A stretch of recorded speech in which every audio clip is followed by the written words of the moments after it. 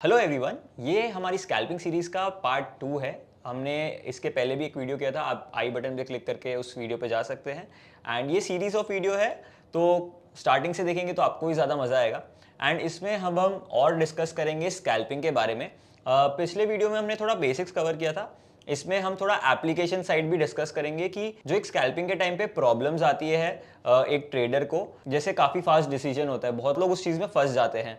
And capital कितना deploy करे एक बार में पोजीशंस कितनी ले, तो ऐसे कई सारे सवाल है जो आज हम इस वीडियो में कवर करने वाले हैं। सो इस वीडियो में भी हमने हिमांशु सर को बुलाया है। Welcome sir.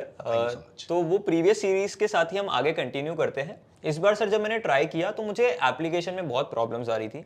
जैसे एक चीज़ जो मेरे को पर्सनली बहुत लगी कि बहुत फास्ट मूव हो रहा है, तो मैं अब तक पोजिशनल कर रहा था, स्विंग साइड पे था थोड़ा, तो उससे स्कैल्पिंग पे जब मैंने मूव किया तो मुझे बहुत ज़्यादा फास्ट डिसीजंस थे, उसमें को बहुत ज़्यादा प्रॉब्लम आ रही थी और काफ़ी बार मेरे डिसीजंस गलत भी जा रहे थे।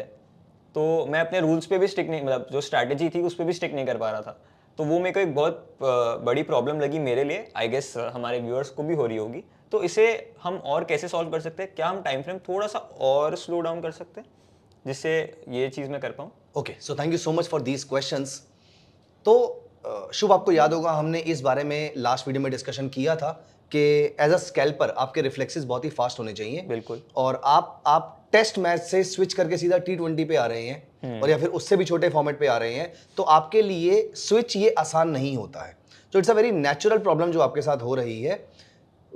It will be better with time. आप जब टाइम स्पेंड करेंगे तो धीरे धीरे ये चीजें बेटर होती रहेंगी। तो आप स्टार्टिंग में कम पोजीशन से ट्राई कीजिए, उसके बाद धीरे धीरे अपनी पोजीशन को इंक्रीज कीजिएगा।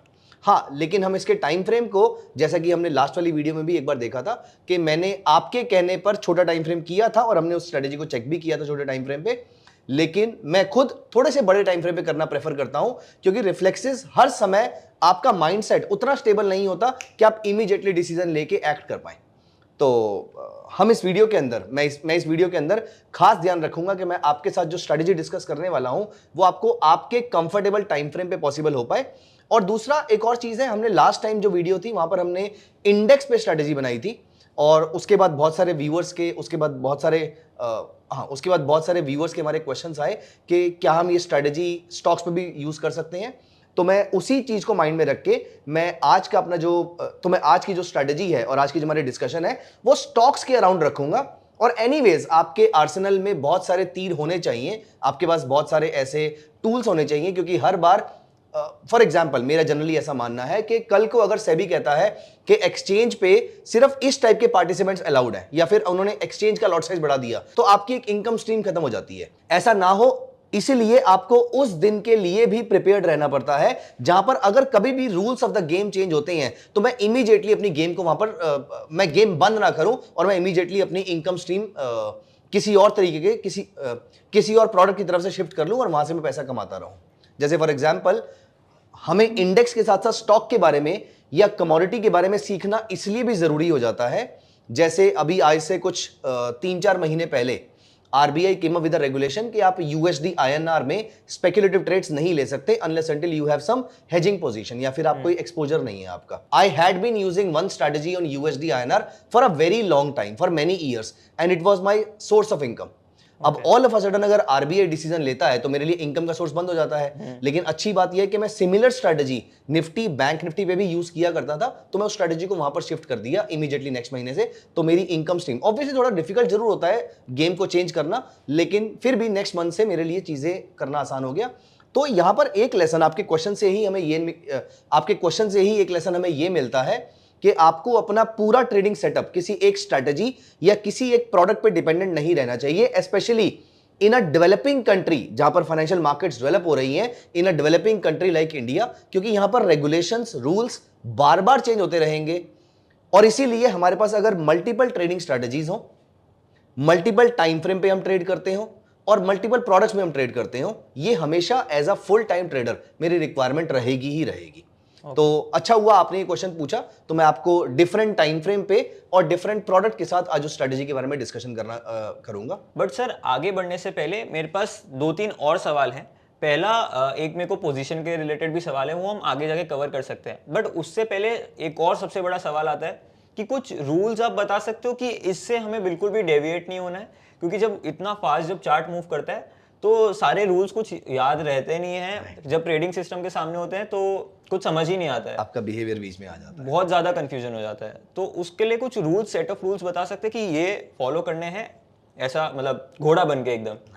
नहीं, ये बहुत अच्छा क्वेश्चन आपने पूछा है कि कुछ एक रूल्स तो हमारे होने ही चाहिए। खैर एनीवेज हर गेम के अपने रूल्स होते हैं, आप जिस भी चीज को खेलेंगे, आप बाइक चलाते हैं तो बाइक चलाने के अपने रूल्स होते हैं कि आप रोड की राइट साइड पे नहीं जाएंगे, आप जितना मर्जी खुश है, लेकिन आप रोड की एक्सट्रीम राइट पे जाके जो फास्ट कार्स वाली लेन्स होती हैं या फिर फास्ट स्पीड वाली लेन है, हम वहां पर जाके बाइक या एक्टिवा तो नहीं चलाते हैं कम से कम।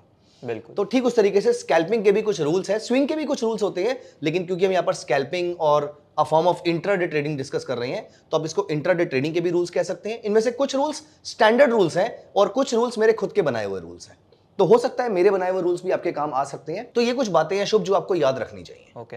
रूल नंबर 1, अगर आप स्कैल्पर हैं तो आपको अपने टाइम फ्रेम से डेविएट नहीं होना है, आप सेकंड्स या कुछ मिनट से ऊपर नहीं जा सकते हैं। एज अ स्कैल्पर अगर आप 5 मिनट के टाइम फ्रेम से ऊपर जा रहे हैं, इमेजिन अगर आप 5 मिनट का टाइम फ्रेम चेक कर रहे हैं, तो भी आपका प्रॉफिट लॉस कम से कम 15-20 मिनट या आधे घंटे में आने वाला है, which is more of intraday trading, less of scalping.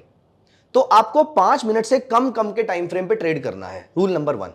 Rule number 2, as a positional trader तो आपके पास लंबा टाइम है एक्ट करने के लिए, और कभी कभी मार्केट में इंट्राडे में करेक्शंस आएंगी, लेकिन उसके बाद मार्केट शार्पली आपके फेवर में जाना शुरू कर सकती है। फॉर एग्जांपल अगर आप टाटा मोटर्स का शेयर उठाएं तो टाटा मोटर्स शार्पली ऊपर गया, उसके बाद करेक्शन लिया, उसके बाद फिर उसने नया हाई मारना शुरू कर दिया। तो पोजिशनल ट्रेडिंग में आपके पास स्टॉक की रिकवरी के चांसेस बहुत ज्यादा होते हैं, क्योंकि आपकी पोजीशन उतनी बड़ी नहीं होती है, वो मैनेजेबल होती है। स्कैल्पिंग का सबसे बड़ा चैलेंज ये है कि आपकी पोजीशन साइज बहुत बड़ी होती है, तो you can not bear even a small amount of loss. आपकी मार्केट की मूवमेंट थोड़ी सी भी आपके अगेंस्ट हो, ये होना आप बियर नहीं कर पाएंगे, आप देख नहीं पाएंगे। इसीलिए profit booking is a very very important thing. 1:1 पे आपको प्रॉफिट बुकिंग के बारे में करना, आपको प्रॉफिट बुकिंग के बारे में सोचना शुरू कर देना चाहिए। 1:1, 1:4, 1:7 और 1:2, इन 4 लेवल्स पे आपको धीरे धीरे प्रॉफिट बुक करते रहना चाहिए। और अगर आपको थोड़े से और भी अगर आप एग्रेसिव हैं, आप ज्यादा बड़ा प्रॉफिट कमाना चाहते हैं, तो 1:5 पे तो डेफिनेटली आपको 60-70% अपना प्रॉफिट बुक कर लेना चाहिए। तो रूल नंबर 1 था हमारा टाइम फ्रेम का, आपको टाइम फ्रेम बहुत छोटा रखना है। रूल नंबर 2 था हमारा, जहां पर आपको प्रॉफिट बुकिंग डेफिनेटली करते रहना है। रूल नंबर 3 जो मेरा खुद का बनाया हुआ रूल है, मैं कोई भी स्कैल्प ट्रेड अनलेस अंटिल वो टाइम बाउंड स्कैल्प ट्रेड है, फॉर एग्जांपल कुछ ट्रेड्स ऐसे होते हैं जहां पर मैं 9:15 से 9:30 वाली कैंडल देखकर ट्रेड करता हूं। Now these kind of time frame related strategies, these are different things, but then अगर ये टाइम बाउंड स्ट्रेटजी नहीं है तो यहां पर मैं 9:30 से पहले अपना ट्रेड इनिशिएट नहीं करता हूं, प्रेफरेबली 10 बजे के बाद ही मैं अपने ट्रेड को इनिशिएट करता हूं।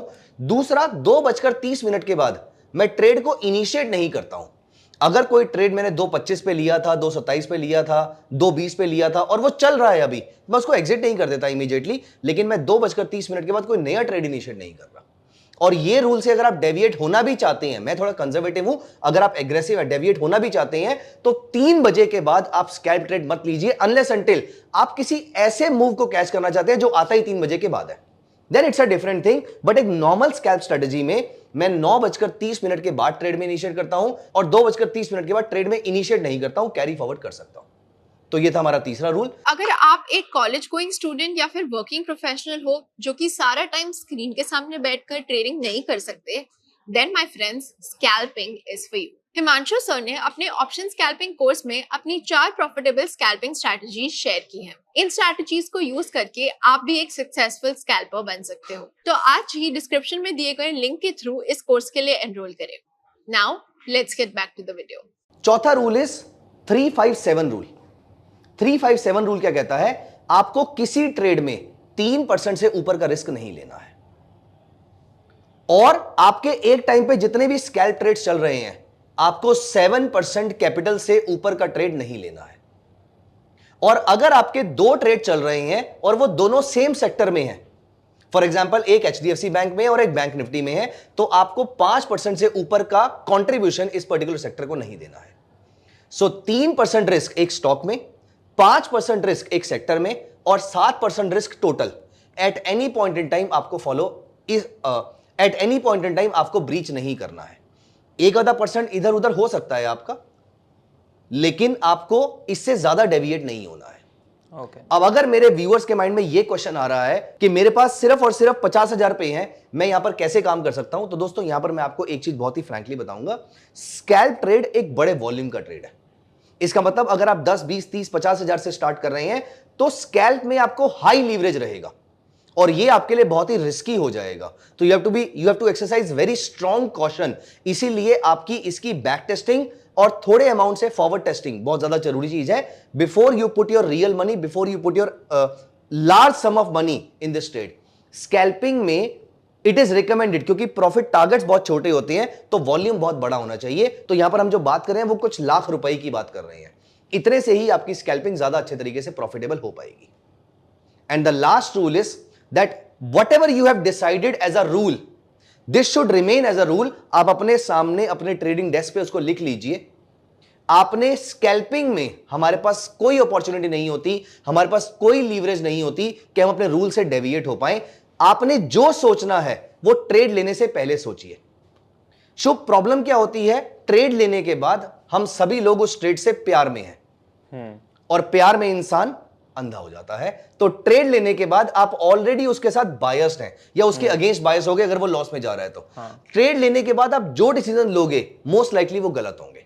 तो आपको जो सोचना है वो ट्रेड लेने से पहले सोचना है। मैं ट्रेड कभी नहीं शेड करूंगा, उसमें मैं पिरामिडिंग कम करूंगा, अगर रिक्वायर्ड है तो उसका स्टॉप लॉस क्या रहेगा, उसका ट्रेलिंग स्टॉप लॉस क्या रहेगा, उसका पहला टारगेट क्या रहेगा, उसका अल्टीमेट टारगेट क्या रहेगा, ये सारी चीजें पहले एक पेपर पे लिख लीजिए।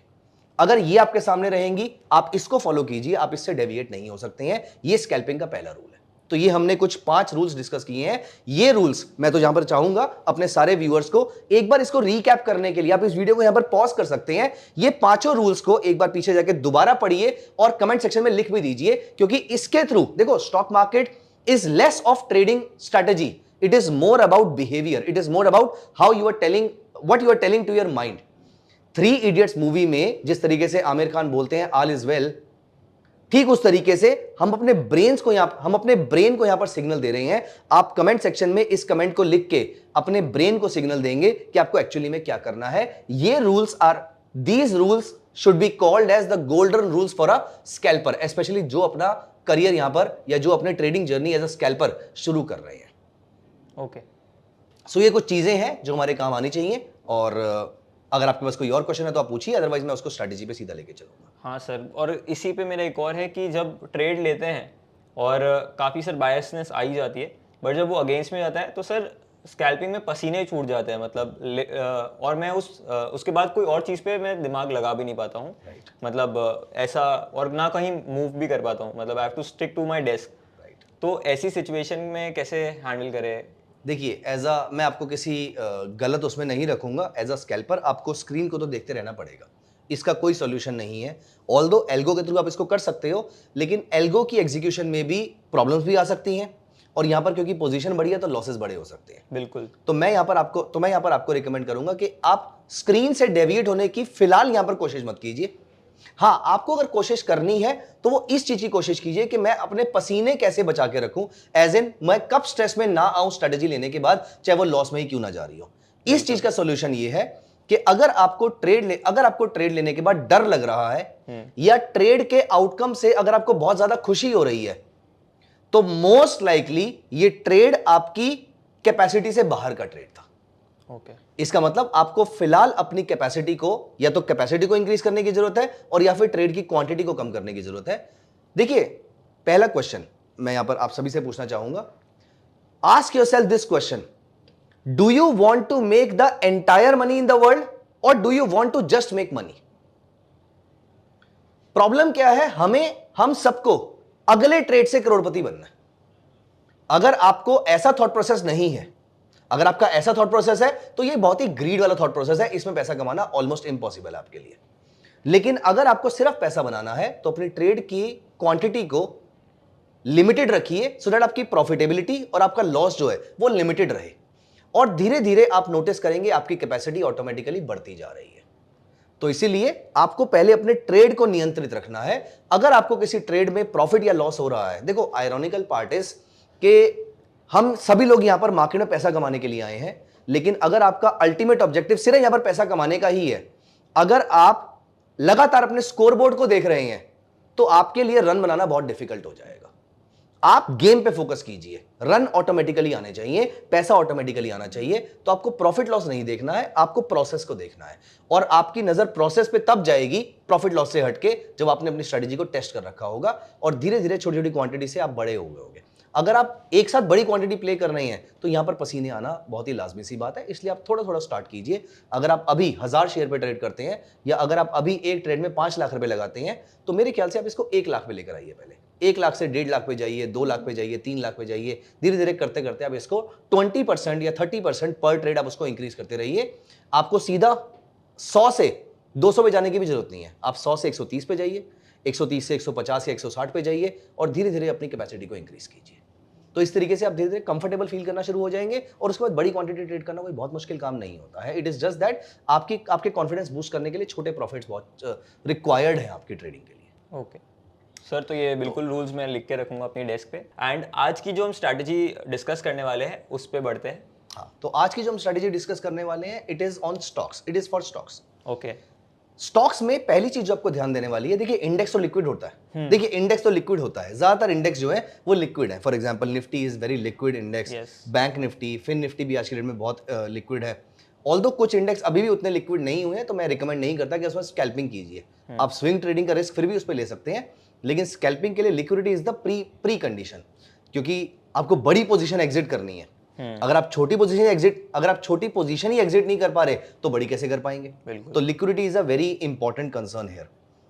तो यहां पर आज जो हम बात करने वाले हैं वो हम बात करने वाले हैं ऐसे स्टॉक्स की जो कि लार्ज कैप स्टॉक्स हैं। लार्ज कैप में भी सबसे बड़े स्टॉक्स हैं और उनमें हम लॉन्ग टर्म का या उनमें हम कुछ ऐसा ट्रेंड कैच करने की कोशिश करेंगे।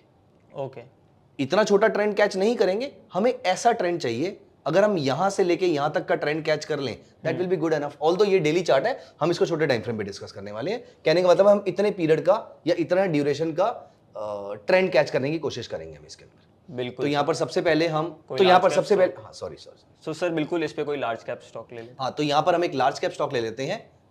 लेट अस से रिलायंस इंडस्ट्रीज ले लेते हैं हम। बिल्कुल।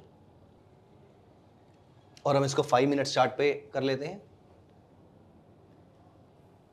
और क्योंकि हम मूविंग एवरेज ऑलरेडी एक बार यूज कर चुके हैं पिछली वीडियो के अंदर, गाइस अगर आपने हमारी पिछली वीडियो नहीं देखी है तो I would strongly recommend you आप इस वीडियो को यहां पर पॉज कर दीजिए, क्योंकि हम इस वीडियो में पिछली वीडियो का रेफरेंस भी लेकर आ सकते हैं और उस वीडियो में हमने बहुत सारे स्कैल्पिंग के और गोल्डन रूल्स और बहुत सारी बातें डिस्कस करी थी।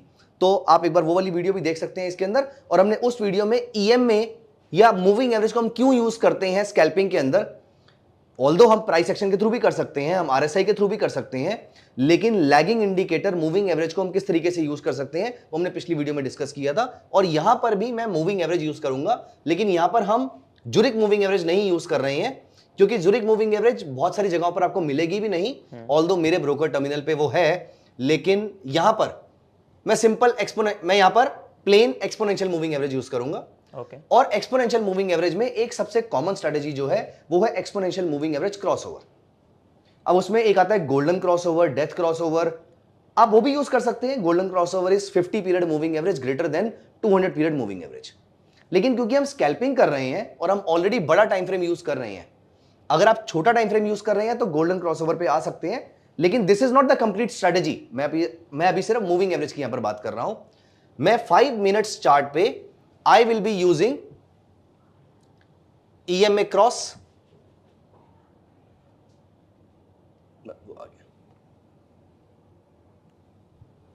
और यहां पर हमें EMA दिख रहा है 9 और 26। हम इसको एज इट इज रहने देंगे। हम इसकी सेटिंग में जाके एक बार इसको थिक कर सकते हैं शायद। ओके,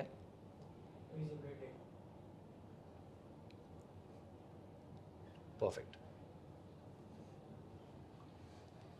अब यहां पर moving average is a very good indicator और moving average crossover is even better than moving average. यहां पर आप ये देखिए, जब smaller moving average 9 period goes above 26, again I am saying be very patient, this is not the trading strategy. Trading strategy थोड़ी देर में शुरू होगी, अभी मैं सिर्फ उसके रॉ मटेरियल डिस्कस कर रहा हूं आपके साथ। तो यहां पर हम नमक मसाले सब इकट्ठे कर रहे हैं, इवेंचुअली सब्जी थोड़ी देर में बनेगी। सो यहां पर एक थॉट प्रोसेस जो हम यूज करेंगे, हम एक थॉट प्रोसेस मूविंग एवरेज का क्रॉसओवर तो जरूर यूज करेंगे। तो यहां पर ये बुलिश सिग्नल हो गया, ये बियरिश सिग्नल हो गया, ये बियरिश सिग्नल हो गया। ऑरेंज वाला is 9 period moving average and green wala is 26 period moving average. So when the shorter period moving average goes above longer period moving average, it's a bullish sign. और आप notice कर रहे हैं यहाँ पर ऊपर जा रहा है, ये नीचे जा रहा है, ये नीचे जा रहा है। प्रॉब्लम कहां पर आती है? प्रॉब्लम आती है यहां पर। आप नोटिस कीजिए, यहां से लेकर कितना बढ़िया ट्रेड मुझे मिला, यहां पर मेरे को अच्छा ट्रेड नहीं मिला, लेकिन जो लॉस भी हुआ वो बहुत ज्यादा नहीं हुआ। फिर मुझे एक अच्छा ट्रेड मिला, फिर मुझे एक अच्छा ट्रेड मिला, फिर मुझे एक अच्छा ट्रेड मिला। So by default simple moving average crossover में भी 4 में से 3 ट्रेड अच्छे मिल रहे हैं, पहली चीज। लेकिन ऐसे ट्रेड्स को अवॉइड कैसे करें? बिल्कुल। अब इसके लिए हम यूज करेंगे एक और मूविंग एवरेज, जिसमें अब मैं यहां पर एक मूविंग एवरेज ऐड कर लेता हूं, एक बड़ा period moving average.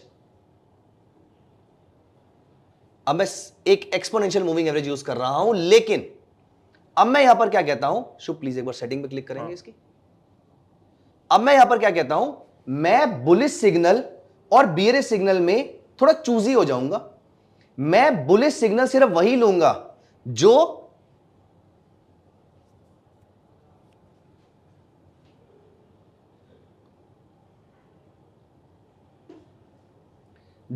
200 period moving average के ऊपर बनेंगे। सो यहां पर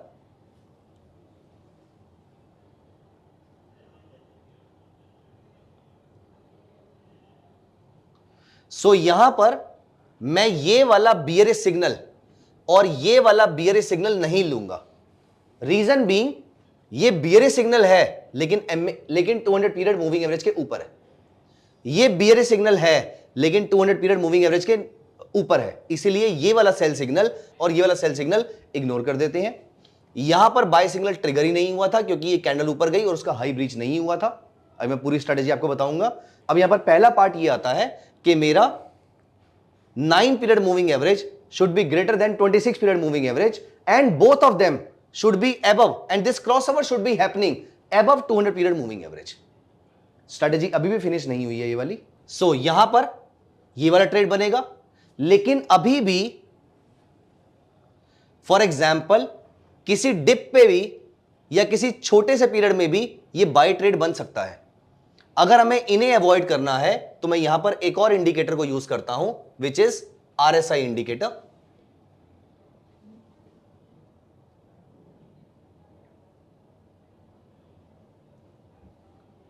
और यहां पर हम RSI को थोड़ा सा प्लॉट को डार्क कर देते हैं और इसकी मिडिल लेवल 50 पे जो है, नहीं ये हमें चाहिए, और हम इसको भी डार्क कर देते हैं। Okay.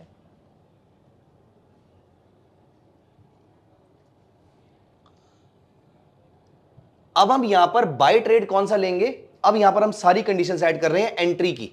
Okay. 9 period moving average should be above 26 period moving average. ठीक है। This crossover should happen only above 200 period moving average, ठीक है। while RSI should be above 50. 50 is the equilibrium line. इसके नीचे ट्रेंड बियरिश है, इसके ऊपर trend bullish है। तो यहां पर बाय ट्रेड लेने के लिए ये बाय ट्रेड हमारा बनता है। मैंने इस कैंडल पे मार्केट को बाय किया अप्रोक्सीमेटली 3037 के आसपास, और ये मार्केट सीधा ऊपर गई अप्रोक्सीमेटली 3050 के आसपास। ये 5 मिनट्स का चार्ट है। 13 रुपए का मूव मुझे अगले कुछ मिनटों के अंदर मिल रहा है यहां पर। रफली अबाउट 0.5%। रफली अबाउट 0.5% ये मुझे यहां पर मूव मिल रहा है। अभी हमने इसका स्टॉप लॉस क्या रहेगा वो भी हम डिस्कस करेंगे यहां पर। अब यहां पर ये वाला ट्रेड हम नहीं लेंगे, ये वाला ट्रेड हम नहीं लेंगे, और ये वाला ट्रेड हम देखते हैं। ये वाला trade again RSI is above 50। Look at this trade, ये लगातार ऊपर चला गया। हमें तो सिर्फ एक कैंडल चाहिए प्रॉफिट कमाने के लिए। और यहां पर सबसे इंटरेस्टिंग चीज क्या है, अगर आपने यहां पर ट्रेड लिया जो कि सारी कंडीशंस मीट हो रही थी, अगर ये मार्केट फ्लैट भी हो जाती है, रीसेंट वाला स्विंग लो आपका स्टॉप लॉस है, रीसेंट स्विंग लो आपका स्टॉप लॉस है, मार्केट फ्लैट हो गई, आपका लॉस फिर भी कभी ज्यादा नहीं होगा यहां पर। बट सर ये मैंने एक और चीज देखी है, स्कैल्पिंग में टाइम स्टॉप लॉस करके भी कुछ होता है, राइट। तो ऐसी सिचुएशन में मुझे क्या करना चाहिए? तो यहां पर मूविंग एवरेज, देखिए टाइम स्टॉप लॉस को पहले समझ लेते हैं। टाइम स्टॉप लॉस स्कैल्पिंग में सबसे ज्यादा मैटर करता है या सबसे ज्यादा हर्ट करता है उन लोगों को जो ऑप्शन बाइंग कर रहे होते हैं। तो मैं आपके इस क्वेश्चन को 2 पार्ट्स में डिवाइड करूंगा। क्या आप ये बाइंग स्ट्रेटेजी को ऑप्शन बाइंग पे लगा रहे हैं या कैश मार्केट और फ्यूचर्स में कर रहे हैं? अगर आप ऑप्शन बाइंग में कर रहे हैं तो आई वुड से अगले 20 मिनट तक अगर आपको कोई ट्रेड नहीं अगर अगले 20 मिनट तक अगर आपका प्रॉफिट नहीं आता है, this I can tell you almost with surety कि आपका लॉस नहीं होगा as long as 9 period moving average is above 26 period moving average. आपका लॉस बहुत ज्यादा नहीं होगा। आपने अगर एक लॉट परचेज किया है जिसका मार्जिन लेट अस से 10,000 रुपए था, आपको 100-200 रुपए से ऊपर पर लॉट का लॉस नहीं होगा यहां पर। ओके, पहली चीज। और अगर प्रॉफिट होगा तो बहुत अच्छा खासा हो सकता है। अगर आप ऑप्शन बाइंग कर रहे हैं तो ये पीरियड स्पेशली एक्सपायरी डे पे ये पीरियड आपके लिए बहुत ही डेट्रीमेंटल हो सकता है, बहुत ही खराब हो सकता है। लेकिन अगर मैं कैश मार्केट में ट्रेड कर रहा हूं तो मेरे लिए time stop loss as a scalper matter नहीं करेगा क्योंकि I am not losing any time value. लेकिन हां, 2:30 के बाद I will become very very cautious क्योंकि ये मेरा रूल है कि मैं 2:30 बजे के बाद ट्रेड को होल्ड करने के लिए फेवर में नहीं हूं। तो अगर यहां पर 2:30 बज रहे हैं और मेरा प्रोडक्ट कॉस्ट पे खड़ा हुआ है तो मैं एग्जिट कर जाऊंगा। लेकिन अगर 2:30 नहीं बज रहे हैं, मान लेते हैं सुबह के 10 बजे हुए हैं, अभी बहुत टाइम है, मैं इसको होल्ड करके बैठा हूं। राइट। बाय द वे, क्योंकि आप टाइम फ्रेम आप कह रहे थे कि आप बहुत ज्यादा अनकंफर्टेबल फील करते हो, बहुत सारे व्यूअर्स भी अनकंफर्टेबल फील कर सकते हैं, तो यहां पर 5 मिनट्स की जगह आप इस स्ट्रेटेजी को 2 मिनट्स पे यूज कर सकते हैं। लेकिन क्योंकि शुभ का एक इशू था जो शायद आप सबका भी रहा होगा कि छोटे टाइम फ्रेम पे रिफ्लेक्सेस उतने फास्ट अभी आते नहीं है हमारे, इसलिए हम 5 मिनट्स यूज कर रहे हैं। आप इसको इंट्राडे ट्रेडिंग स्ट्रेटेजी में भी कन्वर्ट कर सकते हैं। 2-3-4 घंटे के लिए पोजीशन चलेगी अगर आप इसको 5 मिनट्स की जगह 10 मिनट्स के आसपास का कर देते हैं। तो 5 minutes is slightly higher for a scalping and slightly lower time frame for intraday trading. हम उसके बीच में कहीं पर हैं, बट टुवर्ड्स स्कैल्पिंग ओनली। हाँ, लेकिन एक चीज याद रखने वाली है कि स्टॉक्स में जितना छोटा टाइम फ्रेम उतना सक्सेस रेट आपका शार्पली कॉम्प्रोमाइज होता है, इसलिए 3 to 5 minutes is a preferred time frame for these stocks. Let me show you a few examples here. तो यहां नोटिस कीजिए, यहां पर आपको ट्रेड मिला और यहां पर आपने इस कैंडल पे बाय कर लिया। मैं यहां पर एक लाइन लगा देते हैं, हॉरिजॉन्टल, यस। तो यहां पर इस कैंडल के ऊपर मैंने इसको बाय कर लिया विच इज 2,999। और अभी जैसे आप यहां पर नोटिस कर रहे हैं कि यहां का स्टॉप लॉस तो बहुत ज्यादा दूर है, हम इतना बड़ा स्टॉप लॉस तो नहीं रह सकते, इसीलिए हम इन 2 कैंडल्स का जो लोअर लो है, हम इस कैंडल के लो को यहां पे स्टॉप लॉस मान सकते हैं विच इज अप्रोक्सीमेटली 2990। तो लगभग यहां पे एक सेकेंड। हाँ, और स्टॉप लॉस हमें हमेशा थोड़ा सा स्टॉप लॉस से नीचे रखना है। ओके, सो ये तकरीबन 2987.65, तो तकरीबन 12 रुपए के आसपास का मेरा स्टॉप लॉस बन रहा है। तकरीबन ऊपर मुझे 12 रुपए मिलते हैं तो मैं थोड़ा सा प्रॉफिट जरूर बुक करूंगा। 18 पे मैं प्रॉफिट डेफिनेटली बुक करूंगा। तो यहां पर 2990 के ऊपर अगर मुझे ये स्टॉक तकरीबन 11-12 के आसपास मिलता है, अगर मैं यहां वाला हाई देखूं तो इट इज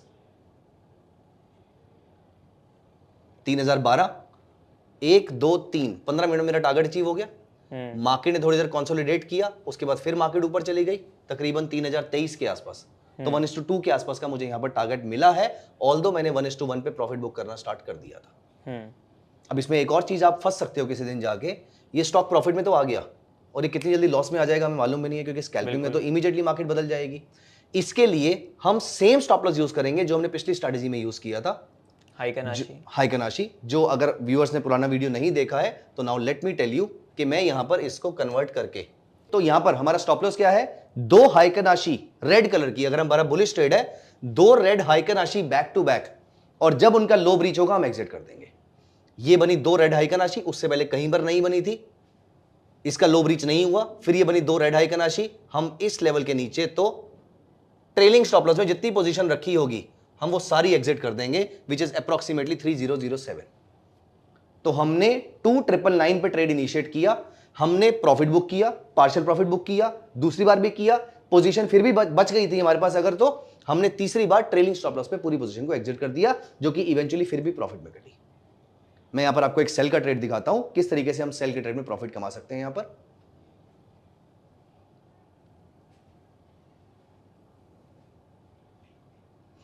तो यहां पर अगर हम नोटिस करें तो ये 9 पीरियड गोज बिलो 26 पीरियड और ये दोनों आर बिलो 200 पीरियड, और RSI is also below 50 now, यही हमें चाहिए था। सो सारी कंडीशंस मीट हो रही हैं, लेकिन यू सी मार्केट ने लो भी ब्रीच किया, सस्टेन नहीं किया, मार्केट ने अच्छा रिवर्सल दिया। 9:15 से 9:45 तक, प्रेफरेबली 10 बजे तक आपके मूव्स बहुत ही शार्प होते हैं और बहुत ही कंफ्यूजिंग मूव्स होते हैं। इसीलिए मैंने बोला था कि 9:30 बजे से पहले मैं स्कैल्प नहीं करता हूं, रादर प्रेफरेबली 10 बजे से पहले मैं स्कैल्प नहीं करता हूं। और अब अगर इसके बाद मुझे कोई ट्रेड मिलेगा तो मैं ट्रेड इनिशिएट करूंगा। ये अगला ट्रेड मिला मुझे यहां पर, लेकिन इस समय मेरी RSI is 50 and not below 50, इसलिए ये वाला ट्रेड भी नहीं लिया हमने। कोई और ट्रेड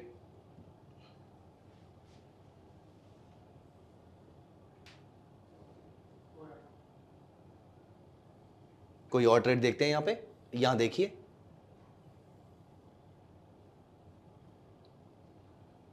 यहां पर ये ट्रेड 9:15 बजे खुला, मार्केट ने सस्टेन नहीं किया, मार्केट इसके नीचे आई भी नहीं, यहां पर भी मार्केट इसके नीचे नहीं आई। अब यहां पर इस लेवल पे ये मार्केट ने तकरीबन 11 बजे के आसपास जब इस कैंडल का लो ब्रीच किया, अब मेरी सारी कंडीशंस मीट हो रही हैं यहां पर, और यहां पर मैं इस ट्रेड को होल्ड करता रहा। अगेन अगर आप ऑप्शन बायर हैं तो तकरीबन 10 से 12 मिनट में एग्जिट कर जाएंगे, लेकिन अगर आपने यहां पर पुट बाय कर रखी थी तो आपको अच्छा प्रॉफिट नहीं मिला यहां पर। बट अगर आपने इंट्राडे कैश में शॉर्ट सेल कर रखा था, और इसीलिए मैं सिर्फ लार्ज कैप में करता हूं क्योंकि लार्ज कैप में ये करना ईजी रहेगा, शॉर्ट सेलिंग करना, और दिन खत्म होते होते I was getting some good amount of profit, rather थोड़ी देर के बाद I was getting some good profit in this. मैं आपको एक और ट्रेड दिखाता हूं यहां पर, look at this trade. Again ये मार्केट यहां पर खुली, ये मार्केट ने लो ब्रीच किया, लेकिन यहां पर हम ट्रेड नहीं कर रहे हैं। उसके बाद इस मार्केट ने दोबारा इस लेवल पर आकर अपना दिन का लो ब्रीच किया, और अब 11 बज चुके हैं, और यहां से लगातार ये मार्केट अगले 1 घंटे तक नीचे जाती रही, और इस बड़ी कैंडल ने मुझे अच्छा प्रॉफिट दे दिया होगा। ये मैं छोटा इसलिए दिखा क्योंकि चार्ट स्क्वीज्ड है, और इस पूरे पीरियड में अब अगर यहां जाकर मेरा हाइकन आशी ने 2 ग्रीन कैंडल्स दी होंगी तो मैं यहां से एग्जिट कर जाऊंगा। अपना ट्रेल स्टॉप लॉस मैंने यहीं पर इनिशिएट किया था, हो सकता है मैं कॉस्ट टू कॉस्ट एग्जिट कर जाऊं यहां पर, या हो सकता है मैं नीचे थोड़ा सा प्रॉफिट बुक कर लूं। सो ब्रॉडली प्रॉफिट मिलेगा आपको, लेकिन कभी कभी आपको कॉस्ट पर भी निकलना पड़ सकता है। एज अ स्कैल्पर आप छोटे प्रॉफिट्स के लिए हैवी क्वांटिटी में ट्रेड ले रहे हैं। The only thing that you should be very worried about, the only thing that matters for you the most is कि आपका बड़ा लॉस अलाउड नहीं है स्कैल्पिंग के अंदर। बड़े loss will pull you out the market. आपको सिर्फ छोटे ट्रेड्स लेने, आप सिर्फ छोटे लॉसेस बियर कर सकते हैं। इसलिए you have to make sure कि आपकी ट्रेडिंग स्ट्रेटेजी ऐसी हो जहां पर लॉस कभी बड़ा ना हो। हम यहीं पर इसको एक और किसी स्टॉक में देखते हैं, और इस बार थोड़े छोटे टाइम फ्रेम पे देखते हैं। ओके सर, बट TCS का स्टॉक लगाइएगा प्लीज।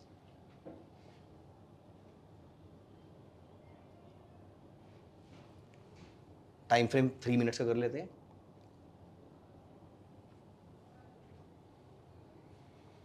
यहां देखिए, ये मुझे यहां पर सेल ट्रेड मिला, ये लो ब्रीच हुआ, तकरीबन 1 बजे का टाइम है, मुझे आराम से अगले 3 कैंडल्स के अंदर प्रॉफिट मिल गया। आप प्रॉफिट बुक करेंगे, मार्केट से बाहर आ जाएंगे। और फिलहाल इससे पहले हमें ये वाला सेल ट्रेड मिला था, again RSI was below 50, look at this trade. लेकिन आपको ये पूरी ग्रीड नहीं लेनी है कि मुझे पूरा ट्रेड चाहिए, आपको थोड़ा सा प्रॉफिट मिला।